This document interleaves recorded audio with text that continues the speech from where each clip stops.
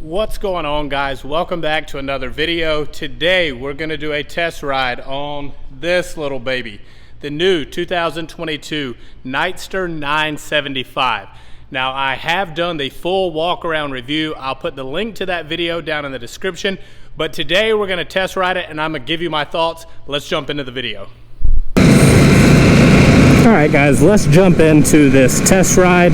So I like to wait till I get away from all the traffic. It's boring to ride in traffic and it's definitely boring for you guys to watch. So now that we're back here, kind of got a little bit of room, we'll jump into this test ride. Now, one thing I want to point out is the riding position of this bike. So I'm roughly 5'11", depends on the day. This bike does have mid controls and the bars are a little lower, and you can see they're pretty rolled back right now, which brings them to me. So I'm reaching, but not reaching like a whole lot.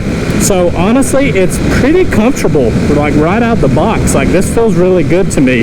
Long distance, I can't speak to that. Haven't done it on this one. Seat may leave a little bit to be desired, but overall, I'm really happy with the riding position of this bike. Now, I've got the RPMs on, so you scroll through and you can turn it where it shows you the RPMs. I've done that because I want you guys to see kind of where I'm riding this bike, like in the RPM range, because this is not like your normal Harleys. If you haven't ridden a bike yet, with this new Revolution Max platform, it's very, very different. It's a very high revving design, meaning if you're not up in those RPMs, there's no power. It's pretty flat. So you're usually going to end up riding about a gear down from where you normally would ride.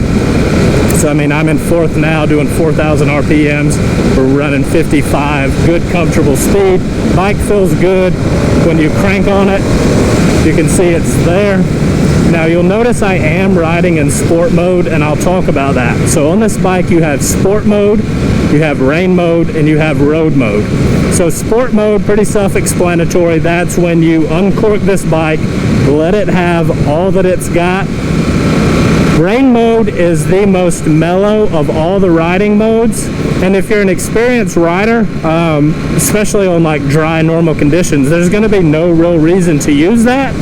And if you're experienced, there's probably still no reason to use it when it's raining. Where I find it helpful is if you are a brand new rider and you are dead set on getting one of these Revolution Max platform Sportsters, meaning the Nightster or the Sportster S, and I feel fairly confident Harley's going to drop another one on us before the end of the year, rain mode may be a good option for you to get your feet wet, because it's going to really limit your throttle. It's going to handle your traction control, all that kind of stuff, so that it's going to be safe. And then road mode, I mean, it's just a good, comfortable, easy cruising, you know, nothing special mode. But if you're an experienced rider, you're going to want sport mode. That's what I stay in on this bike. The Pan America, I think I stayed in sport mode, except for when I was off-road, because it does have an off-road mode. And then the same thing with the Sportster S. I was in sport mode the entire time for obvious reasons. It's just fun. So performance of this bike, you can see, I mean, handles the curves amazingly. So this bike's going to be right at 480 pounds and 89 horsepower. I think it's right around 75 torque.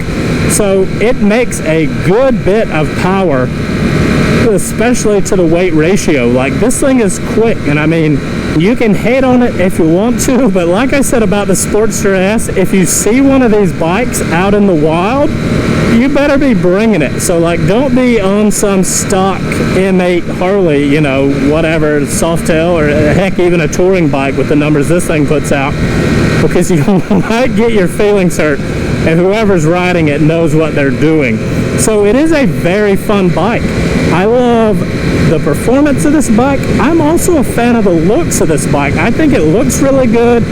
And if you check out the review that I did on this bike, the full walk around review, or you go to Harley's social media, specifically their Instagram, they've really highlighted a lot of the builds. So when this bike launched, they gave, I want to say it was like 6 or 7 different builders one of these bikes and let them do their thing, like what they're known for. So they ended up with 6 or 7 very, very different styles. There was not one in that whole group that I didn't not only like, but love. They were all very different. Some of them were a little more my style, but I could appreciate every single one, which means this thing has a lot of potential. Looks good out of the box, but with a little bit of tweaking, I think you could really do a lot for this bike. Now that we've sung the praises of this bike, I wouldn't be doing you guys any favors if I held back some of my negative thoughts on this bike. And it has nothing to do with the looks or the performance. It has to do with stuff like this. So this is plastic. Your turn signal housings, which I know it's hard to see while we're riding, front and rear, that's plastic. Those are my main gripes, like touch point plastic. I can see down by that radiator and stuff. I kind of get, you know, that's plastic, and I mean, there's not much you're going to do about that. And then on my review video, some of you argued that that was to save weight, not money.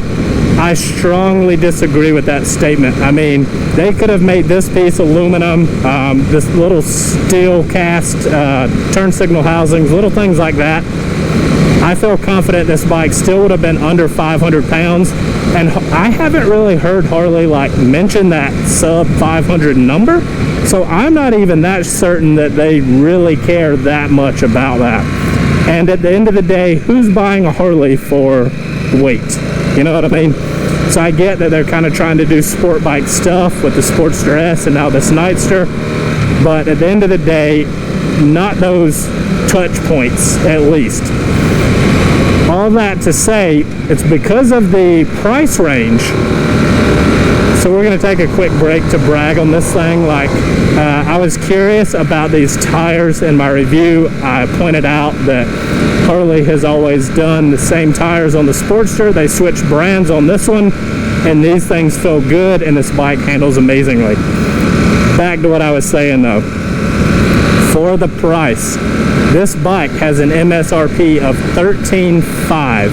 I could accept that plastic for 10 grand or less, or I could accept a premium price tag, which I feel like $13,500 for a Sportster is, if you gave me premium touch points.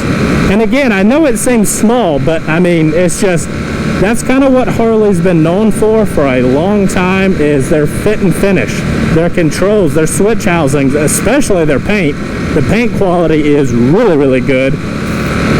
But just those fine little details that make Harley a more premium product, that's why it's always carried the more premium price tag. I would just like to see that. Also, I've noticed that not only are we about to run out of gas, but you haven't been able to see the RPMs, but I'm sure you can hear the bike, or you can see the gear we're in versus the speed that we're running. Like I said, just keeping the RPMs high. Overall, do I like this bike? Yes.